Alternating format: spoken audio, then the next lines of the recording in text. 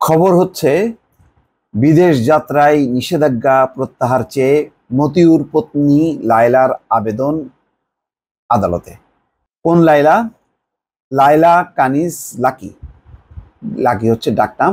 তিনি হচ্ছেন ওই এনবিআর এর যেই সদস্য ছিলেন, এখন সাবেক, তার প্রথম স্ত্রী। তিনি হচ্ছে বিদেশ যাত্রায় নিষেধাজ্ঞা প্রত্যাহার চেয়ে আদালতের কাছে আবেদন করেছে। সেই আবেদনের উপরে 27শে জুলাই শুনানির দিন ধার্য রেখেছেন ঢাকা মহানগরের জ্যেষ্ঠ বিশেষ জজ মোহাম্মদ আসামস জগলুল হোসেন। দুর্নীতির কারণে ইতিমধ্যে তদন্ত শুরু হয়েছে এবং মতিউর এবং তার পরিবারের সদস্যদের বিদেশ যাত্রার উপর নিষেধাজ্ঞা দেওয়া হয়েছে। তো ইতিমধ্যে আপনারা জানেন যে তার প্রথম স্ত্রী, তিনি হচ্ছেন রায়পুরা উপজেলার চেয়ারম্যান, মানে উপজেলা পরিষদের চেয়ারম্যান, এবং বিনা প্রতিদ্বন্দ্বিতায় নির্বাচিত হয়েছেন। এটা আলোচনা করে লাভ নেই। তিনি এখন চেয়ারম্যান রায়পুরা উপজেলার, এটি হলো বড় কথা। তিনি ঈদের 7 দিন পর কার্যালয়ে যোগ দেন, সাংবাদিকদের সঙ্গে কথা বলেননি, কিন্তু তিনি কিছু বাক্য নিজেই বলেছেন, সেটি আবার সাংবাদিকরা সংগ্রহ করেছেন। সেখানে তিনি বলেছেন যে বড় বড় সাংবাদিক কেনা হয়ে গেছে, তার কিছুই হবে না, এমন কথা। এটাও মিডিয়াতে বেশ ভাইরাল হয়েছে। যাই হোক, দুদকের যেই পাবলিক প্রসিকিউটর মীর আহমেদ আলী সালাম, তিনি নিশ্চিত করেছেন যে এরকম একটি আবেদন করেছে লায়লা কানিজ, নরসিংদীর রায়পুরা উপজেলা পরিষদের চেয়ারম্যান। পিপি মীর আহমেদ আলী সালাম জানান, এনবিআর এর সাবেক সদস্য মোহাম্মদ মতিউর রহমানের বিরুদ্ধে দুর্নীতির মাধ্যমে বিপুল সম্পদ অর্জনের অভিযোগ পাওয়া গেছে। হুন্ডির মাধ্যমে বিপুল অঙ্কের অর্থ বিদেশে পাচারের অভিযোগ অনুসন্ধান করছে দুদক।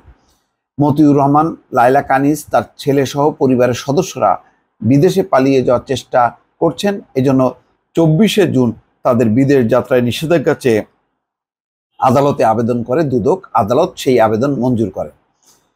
পিপি মীর আহমেদ আলী সালাম আরও বলেন, আজ লায়লা কানিজ আদালতে হাজির হয়ে আবেদন করেন তার বিদেশ যাত্রায় নিষেধাজ্ঞার যে আদেশ সেটি প্রত্যাহার করা হোক। তবে দুদকের পক্ষ থেকে এই আবেদনের বিরোধিতা করে আদালতে তিনি যুক্তি উপস্থাপন করেন। আদালতকে তিনি বলেন, লায়লা কানিজ ও তার স্বামী মতিউর রহমানের বিরুদ্ধে বিপুল সম্পদ অর্জনের অভিযোগের অনুসন্ধান চলমান। এই অবস্থায় নিষেধাজ্ঞা প্রত্যাহারের কোনো আইনি সুযোগ নেই। পরে আদালত শুনানির জন্য 27শে জুলাই নতুন দিন ধার্য করেছেন। এবার পবিত্র ঈদুল আজহার সময় যে এনবিআর এর সদস্য মতিউর রহমানের দ্বিতীয় স্ত্রীর ছেলে মুশফিকুর রহমান ইফাত সম্ভবত 15 লাখ টাকা একটা ছাগল কিনে সামাজিক যোগাযোগ মাধ্যমে ভাইরাল হয়। তারপর পরই এটি তো বিরাট একটি আলোচনা যখন হয়। প্রথমে মতিউর চেষ্টা করেছেন, ইফাত নামে কোনো সন্তান তার নেই, কিন্তু পরে একেবারে ধরা পড়ে যে না, ইফাত তার দ্বিতীয় স্ত্রীর ছেলে, এবং তার ছেলে কয়জন, মেয়ে কয়জন, সব কিছু যখন কি একে একে আসতে থাকে, তখন মতিউর গণমাধ্যমে কথা বলা বন্ধ করে এবং তাকে সোনালী ব্যাংক থেকে পরিচালক পদ থেকে সরিয়ে দেওয়া হয়। তারপরে এনবিআর এর যে দায়িত্বে ছিলেন সেখান থেকে তাকে সরিয়ে ওএসডি করা হয়। নানা ঘটনা ঘটতে থাকে। এরপরে তো আনুষ্ঠানিক তদন্ত শুরু হয় এবং তার ব্যাংক হিসাব জব্দ করা হয় এবং বিদেশ যাত্রায় নিষেধাজ্ঞা দেওয়া হয়। সেই নিষেধাজ্ঞার বিরুদ্ধেই, যেহেতু তার স্ত্রী লাকি রায়পুরা উপজেলা পরিষদের চেয়ারম্যান, সুতরাং তিনি বলতে পারেন যে জনপ্রতিনিধি হিসেবে তার বিদেশ যাওয়া দরকার এবং এই আদেশ প্রত্যাহার করা হোক। এখন করবে কিনা দেখা যাক।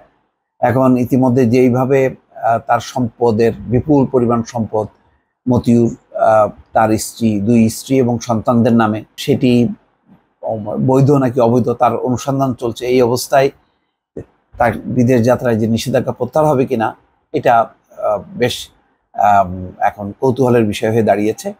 আর ইতিমধ্যে জানা গেছে যে মতিউরের স্ত্রী লায়লা কানিজ লাকি 1 থেকে 1.5 বছরের মধ্যে রাজনীতিতে একেবারে মানে উল্কা বেগে তার প্রতিষ্ঠা।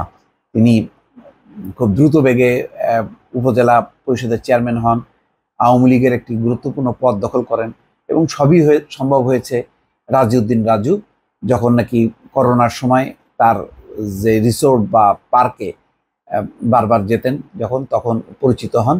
তারপরেই লায়লা কানিস লাকির এই উত্থান, যে উত্থান নিয়ে নরসিংদী রায়পুরায় এখন নানা আওয়ামী লীগের ভেতরেই বিতর্ক যে কেন এই ধরনের মহিলাকে তারা প্রশ্রয় দিল, রাজনীতিতে ঢুকালো, এবং বলা হচ্ছে যে হাইব্রিড নেতাদের যে দাপট বা আধিপত্য, সেটা হচ্ছে লায়লা কানিস তার অন্যতম।